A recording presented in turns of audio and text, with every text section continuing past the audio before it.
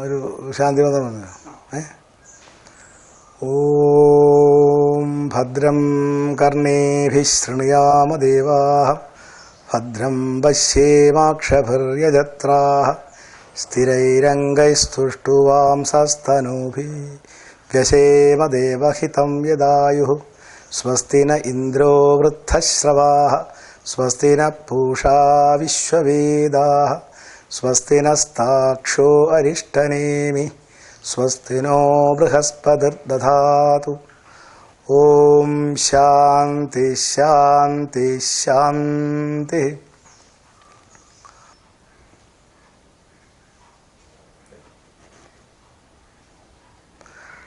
I am the fifth disciple of Swami Dattatreya.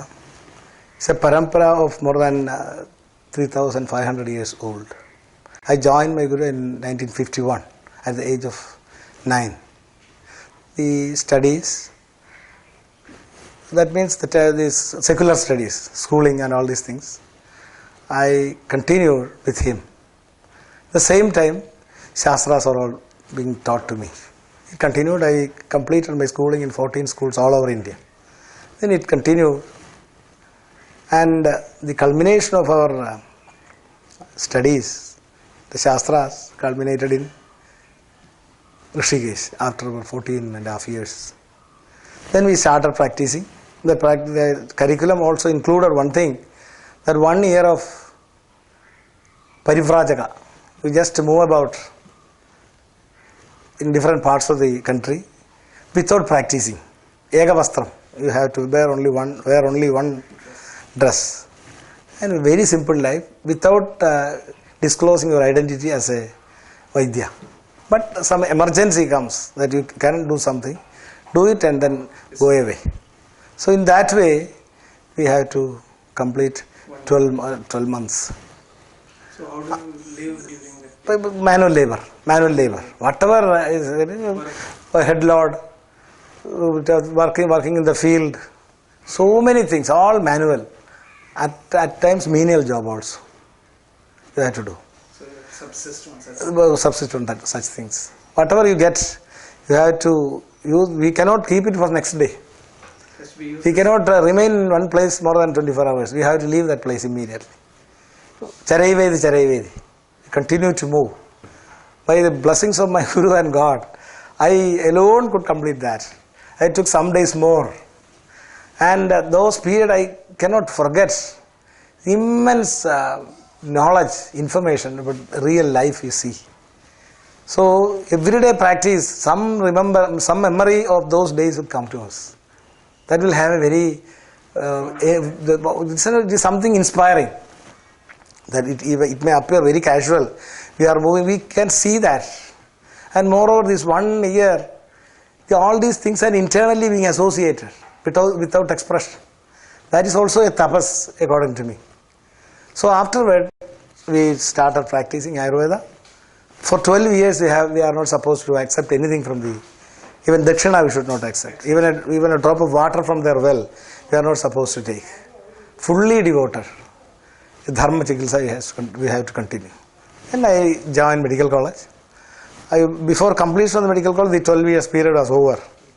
I completed my medical course and started practicing Ayurveda independently according to the instructions of my Guru. Still, I am fully under control of the ashram. I am a member of the ashram. Even if I am in Grihastha robes, according to the ashram, I am an ashram member. Life is Regulated by the ashram. It is a very happy thing. It's actually under the arms of some great power. So we feel free. Protected. It's a protection. So everything is to be, being the youngest one, I was being affectionately handled by everybody.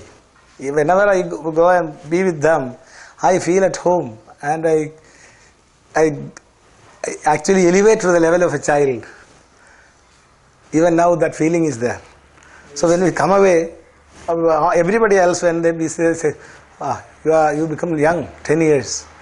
Everybody says that when I stay there for 10 or 15 days, when I come back, all fatigue, everything disappears, I become a new person. That's the rejuvenating power they are having. Because interactions are so graceful, merciful, affectionate. So we feel heavenly. That's the way. So you are visiting the ashram nowadays also. Yes. Whenever I feel like going, I go. So could you please explain briefly about the method of study followed in the ashram? Basically, some guarded Ayurvedic principles practiced by our heritage. That's the most important thing. So observation, Nadi Pariksha is practically that's the method by which we find out the persons. So the persons, whoever come to us, we identify the person by this pulse examination.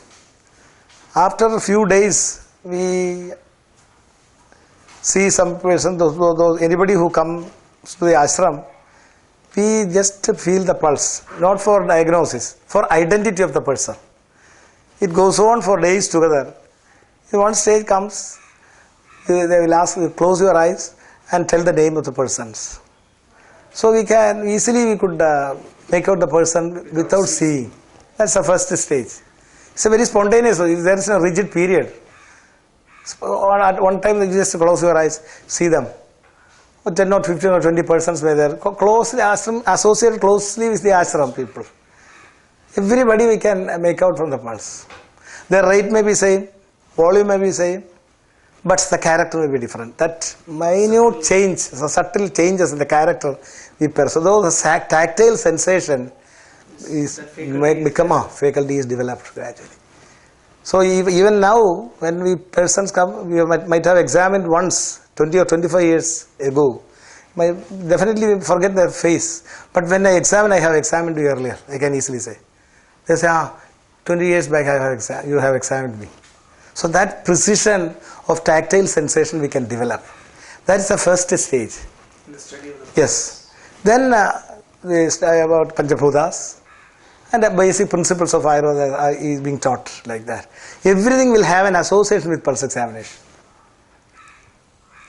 So the whole nature we see in the light of pulse, that rhythm of life.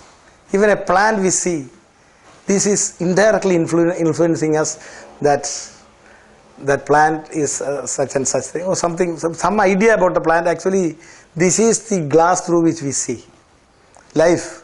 This is the expression of the orchestra of life, the harmony of life. So we can make out everything about life. So that is the way by which the identity of a person from the pulse, not for diagnosis, but identifying the very person. Ramakrishnan, Govindan, Bhaskaran, we can make our rhythm of life.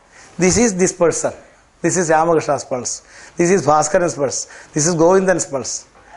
This is Prathapan's pulse. We can say that. In whatever way they come. After running, after taking rest, after sleep, all these things we can make out. Still the character Character of the pulse. So, rate, rhythm, volume and character. These are the things which we see in pulse in modern system. The pulse will come under cardiovascular system examination. Whereas, it is included in cardiovascular system and nervous system. So, the two meanings of the word are used in two occasions. When it is under cardiovascular system, according to our examination, this will be the hollow. This is a hollow vessel. When it comes under the nervous system, it is a cord. Nerve. So, for finding out the previous janmas, the very guna of the person, or his very existence, the essence of the existence, we make out from nadi. The other thing, cursory things which is in the worldly life, the interactions, what all things which led him to such a position. Is a healthy man or a diseased person. Everything is based on the interaction of this nadi and nali. That actually every activity of the nervous system or the very existence of the body or the physiology is controlled by nadi. So would you say that examination of pulse according to Ayurveda is not just examination of the cardiovascular system? No. Far more than that. And not just even a combination of the cardiovascular and nervous system, but Yes. still more than. Far more than that. Far more than that. But physically, we are touching one component of the cardiovascular Yes. system. Yes. That body are penetrating. That cardiovascular system, actually it is being mediated or controlled by nervous system. Sympathetic, parasympathetic, you know that physiology, modern physiology. So those two, All these things, the vasana of the person, everything is in this pulse. So for example, one spectacular or extraordinary scene is there. One person is witnessing. If 10 persons are witnessing that same occasion or same event, the response of the persons may be different according to his vasanas. For example, a rose flower, full bloomed rose flower. One person, everybody will appreciate, oh, wonderful flower. One person may weep because his memory is associated with his lover, who was using this flower after bath, and every day he was giving that flower to her whenever he sees. In an accident, she died. All these things will bring to that person that rose flower. Rose flower is only an object, but the response will be different. The same way, any life event, the response of persons will be different depending on their personality. So, the response to the stimulus is not uniform. That difference is the difference between person to person. So that is how we can say there is a distinct person. Yes, personal difference is there. Basic things. When we go higher and higher in sleeping, in deep sleep, in sushupti and swapna, all these stages will have a different. So this is something unique. For This is definitely unique. Because modern pulse examination. They say plethysmography and all these things, plethysmometry, all these vascularities. It's a Vascularity, generalization. yes, generalization, vascularity. They cannot go beyond that cardiovascular system. Whereas Pulse examination.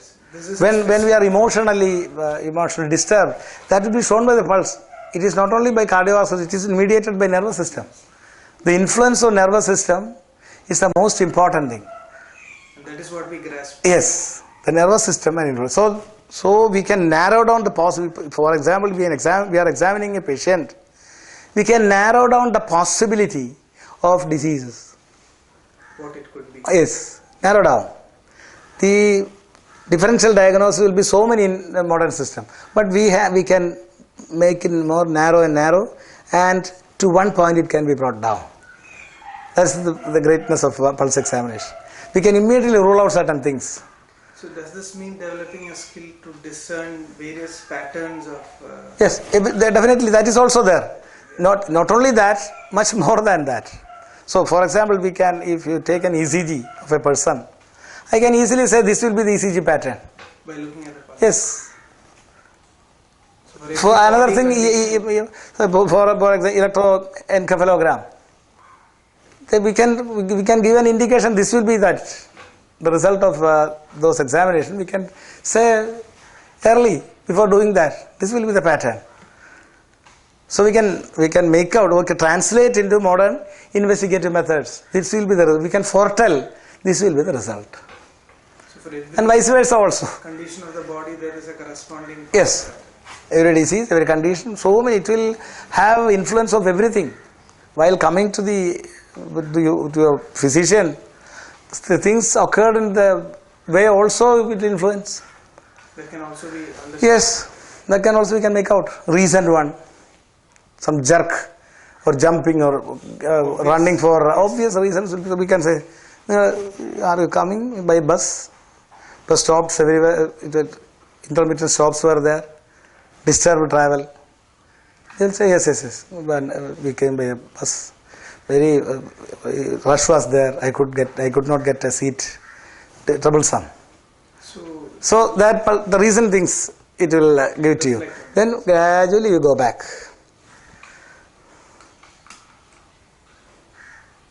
കുറെ കഴിയുമ്പോൾ തന്നെ തങ്ങിടും.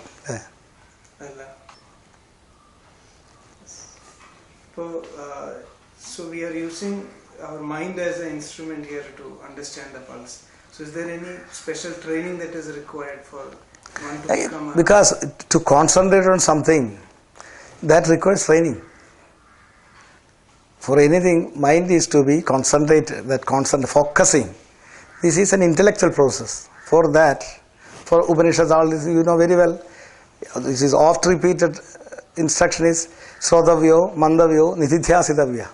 This process of Nididhyasana is Pratyahara, Dharana and Dhyana together.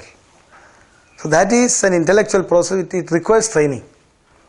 Not only for pulse examination, any observation, if you want to do that in proper sense, that requires, there is no bar for a modern system or ancient system.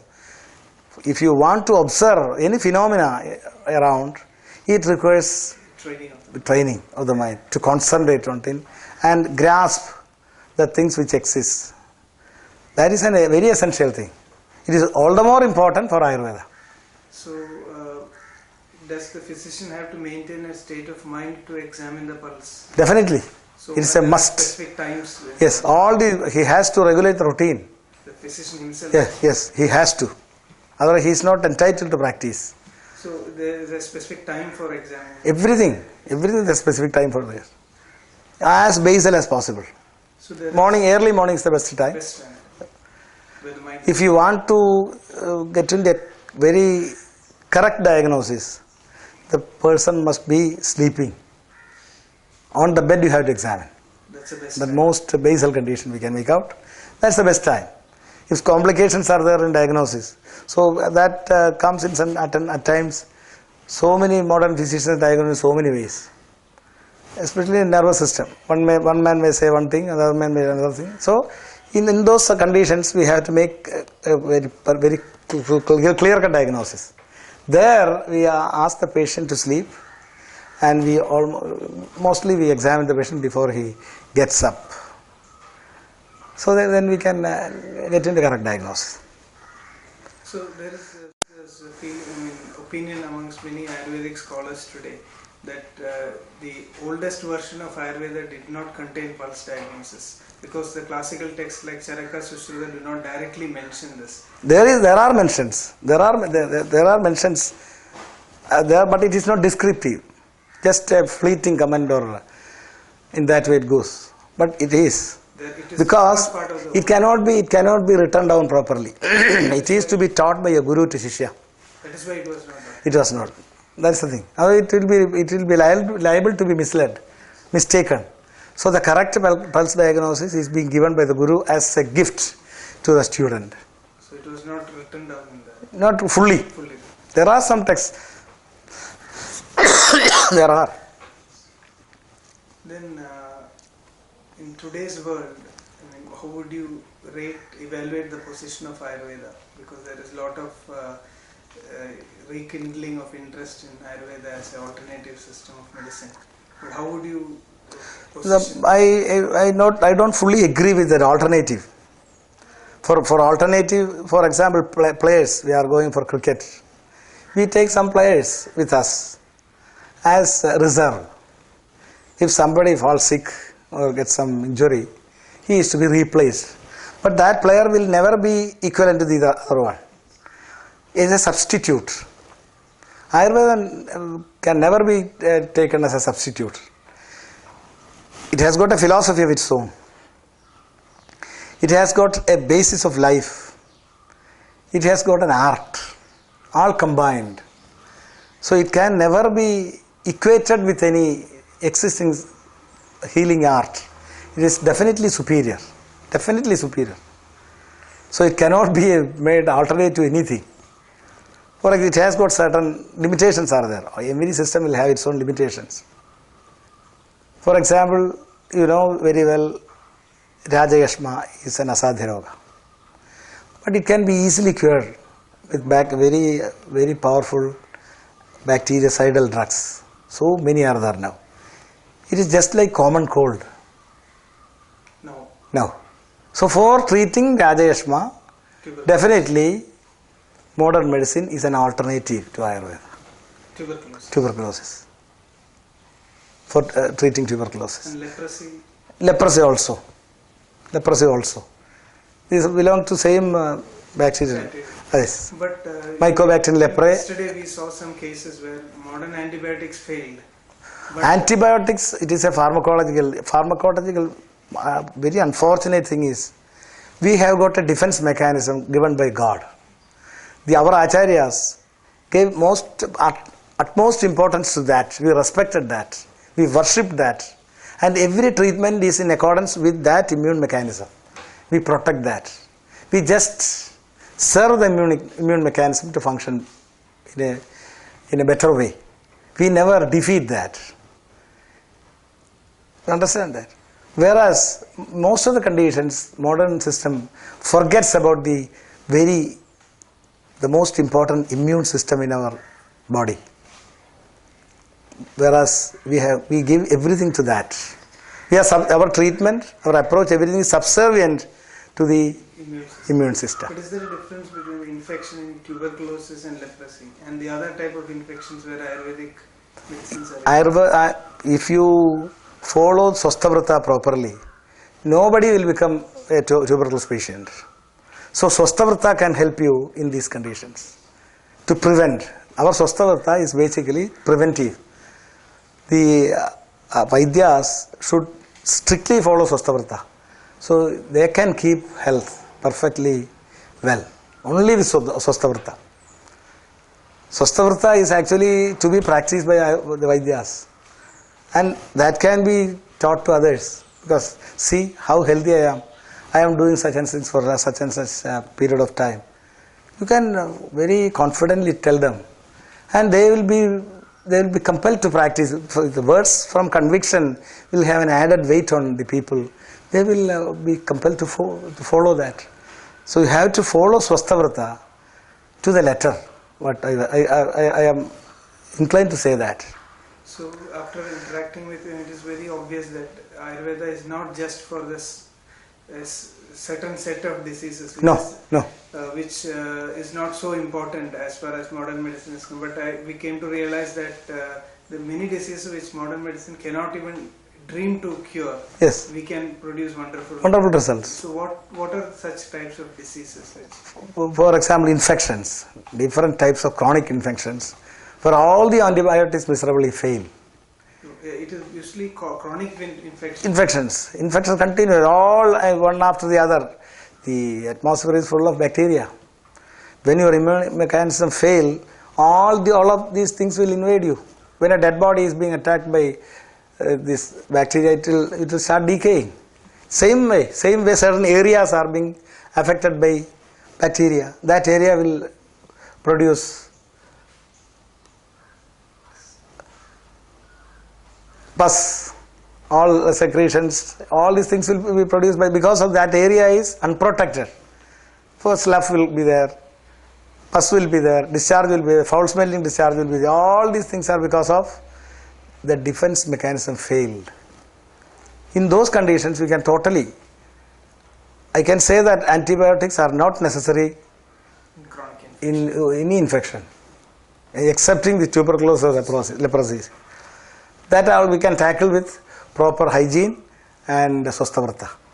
When a person becomes infected, that infection can be easily cured by Ayurveda. Anything, any infection. Not only ulcers.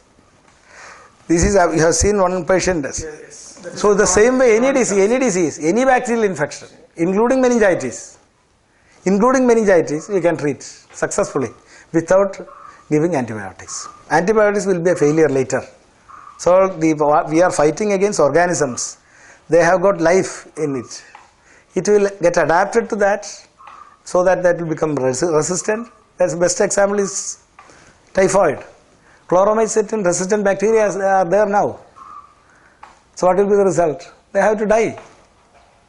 Now we add some supplementary antibiotics also with chloromycetin.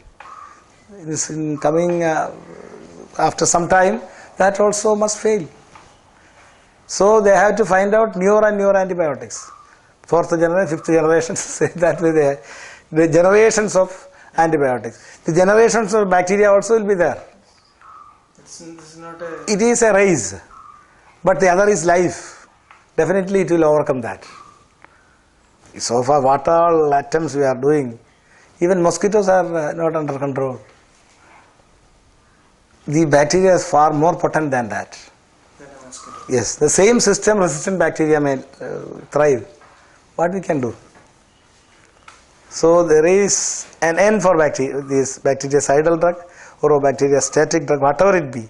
It cannot continue for long. So year to year we get newer and newer antibiotics. Costlier also. So there is never ending. There is no limit to it. Neurological diseases. Neurological disease, that is our domain. Because our knowledge about nervous system is far more than what they are with all the gadgets available now. Our understanding about nervous system is at least 1,000 years ahead even now. In spite of Yes, in spite of all knowledge this. of brain. Yes, all these things. The very word cerebrum is from Shiro Brahma. All Tantra Shastras are based on these things. Shadadhara and Sahasrara Patma. So it actually go beyond the boundaries of Ayurveda. It goes to the level of theology Or nervous. or nervous system. The very Yoga Shastra is actually Shastra of the nervous system. So that's why all Ayurvedic physicians, they wonderfully succeed in treating and curing neurological diseases. There are wonderful methods in modern system to diagnose. We can pinpoint the diagnostic, the anatomical diagnosis we can make out, functional diagnosis we can make out, but unfortunately no treatment is there. So the psychology and neurology are very, psychiatry and neurology are very interrelated. One will encroach the other. There is no strict boundary between the two. So we know what psyche is fully well. What mind is, we know fully well. We have got definition. Thousands of years back we have stated that mind is jada, matter. Even now it is not resolved. What is mind? No matter. What is matter? Never mind. This is the state even now. That's why the definition for mind or psychology is being several times redefined. It is yet to be defined because they do not know what mind is. So it's possible to predict the outcome of the treatment also. Oh yes, Very definitely, very accurately we can tell. Most of the cases we can tell. So even diseases like Guillain-Barré syndrome, which they say Incurable. we can make the patient respond. If the person is alive Yes. and that Ayurbelam is there, that is what we assess. Then we can treat confidently. He will improve. Any neurological condition, meningitis, Guillain-Barré, whatever it be, we can treat.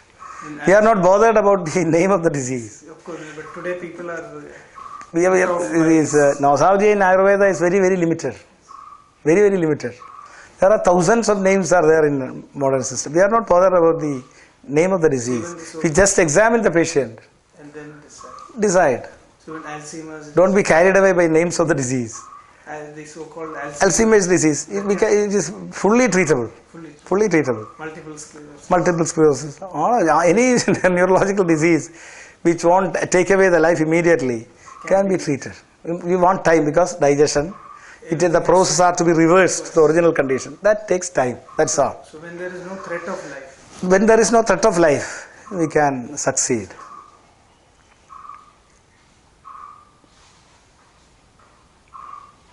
so we are talking about hernia and all that we also have an alternative. There are hernia. It is actually weakness of the abdominal wall. You know that.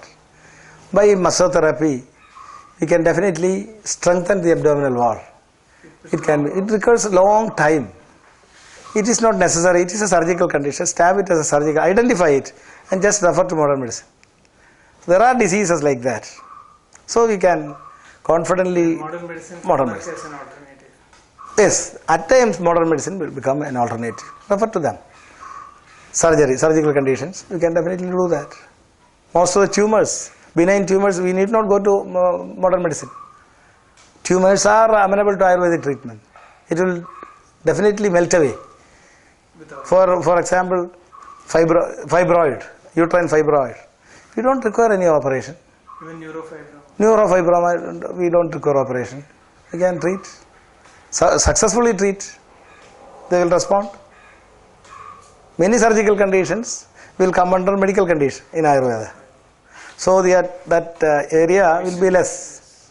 What is medical in Ayurveda may be surgical for modern medicine. Yes. Many. Most of the benign tumors. For example, in the brain, certain tricky areas, surgery will end in morbidity. At times, they cannot do anything. They refer to Ayurveda, we succeed and that tumor will melt away. Completely it dissolves, it goes away.